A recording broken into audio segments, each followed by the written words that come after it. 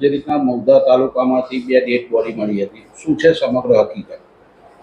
ગઈકાલે સવારે અમારા પીઆઈ આર.કે. ગોહિલ છે, મૌધા પીઆઈ, એમને મૌધાના એક આગેવાને વાત કરેલી, ફોન આવેલો કે મૌધાની સીમ જે છે એની અંદર એક યુગલની ડેડ બોડી મળી છે અને પૂરેપૂરું શંકાસ્પદ જણાય છે.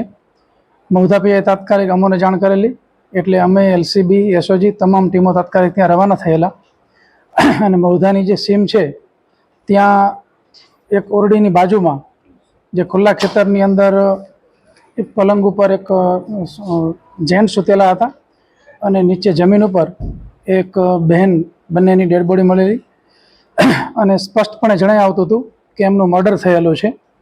એટલે તાત્કાલિક જે ડેડ બોડી છે એની ઓળખ માટેની કાર્યવાહી કરેલી.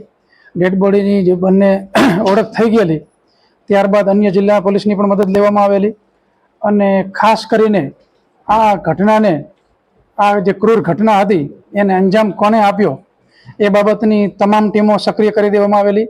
આ માટે તાત્કાલિક એફએસએલનો સંપર્ક, ફિંગરપ્રિન્ટ એક્સપર્ટ, ડોગ સ્કોડ તમામને જગ્યા ઉપર બોલાવી અને સાયન્ટિફિક પુરાવા મેળવવાનું તજવીજ ચાલુ કરવામાં આવેલી.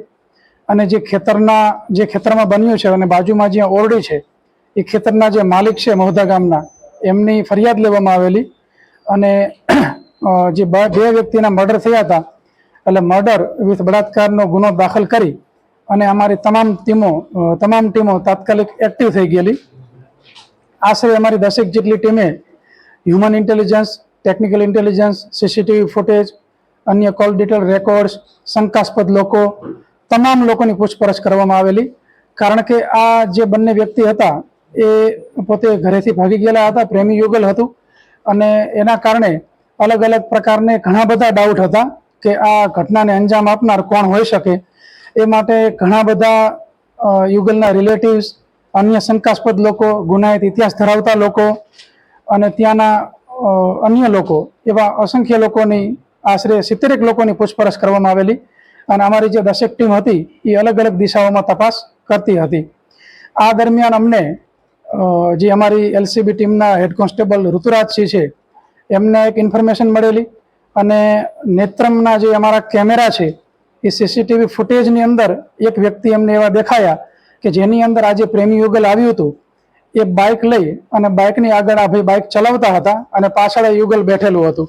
એટલે આ બાબતે વિગતે પૂછતાછ કરવામાં આવી અને ઇન્વેસ્ટિગેશન કરવામાં આવ્યું અને ઇન્વેસ્ટિગેશનના અંતે જ્યારે આ શંકાસ્પદ વ્યક્તિ બાબતની હકીકત મળી એટલે એ વ્યક્તિને ખીજલપુર ગામ જે છે ઠાસરા તાલુકાનું, ત્યાંથી પકડવામાં આવ્યા અને ડિટેલ ઇન્ટ્રોગેશન કરતા એ વ્યક્તિ ભાંગી પડેલ અને અમારી જે ટીમ છે એને ખૂબ ટેક્ટફુલી અને ખૂબ સરસ રીતે ઇન્ટ્રોગેશન કરતા એને તમામ હકીકતો કબૂલેલી અને એની કબૂલેલી જે હકીકતો છે એ મુજબ જોવા જઈએ તો ડાકોરમાં આ પ્રેમી યુગલ જે છે એ એમને પરમ દિવસે એટલે કે 22 તારીખે બપોરે મળેલું અને એ વ્યક્તિને અંદાજ લાગ્યો કે આ લોકો ઘરેથી ભાગીને આવેલા છે, મજબૂર છે, એટલે એમને કોઈ આશરો, મતલબ રહેવાની જરૂર છે, રહેવાની જગ્યા શોધે છે. એ માટે એ વ્યક્તિ એ લોકોને એવું પ્રલોભન આપેલું અને વિશ્વાસ કેળવેલો કે હું તમને કોઈ સલામત જગ્યાએ લઈ જાઉં છું અને તમે ચિંતા ના કરશો, પછી હું તમને બીજી જગ્યા પણ ગોતી આપીશ, પણ આજે રાત્રે હું તમને એક ખેતર લઈ જાઉં અને સલામત છે, તમારે કોઈ ચિંતા કરવાની જરૂર નથી.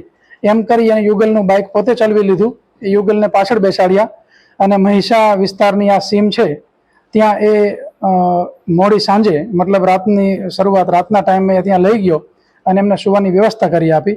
અને જ્યારે આ યુગલ સૂઈ ગયું ત્યારે એને ત્યાંથી લાકડાનું મોટું જાડું હથિયાર લઈ અને બંને ઉપર એસોલ્ટ કર્યો, માથા ઉપર ઇન્જરી કરી અને જે બહેન હતી એ બહેન ઉપર એણે બળાત્કાર કર્યો અને ત્યારબાદ એ જે યુગલ બાઇક લઈને આવેલું હતું એ બાઇક લઈ અને પોતે ભાગી ગયો.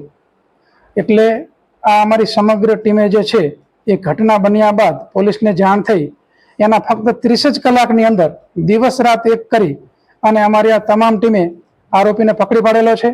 જે આરોપી છે એ ખીજલપુર ગામે રહે છે, એનું પૂરું નામ છે પ્રકાશ ચંદુભાઈ નીનામા અને એ મૂળ વતની પંચમહાલ જિલ્લાનું જે મોરવા હરફ છે ત્યાંના વંદેલી ગામનો છે અને એ અમુક વર્ષો પહેલા મહિષા જે ઇન્દિરાનગરી વિસ્તાર છે ત્યાં રહેતો હતો.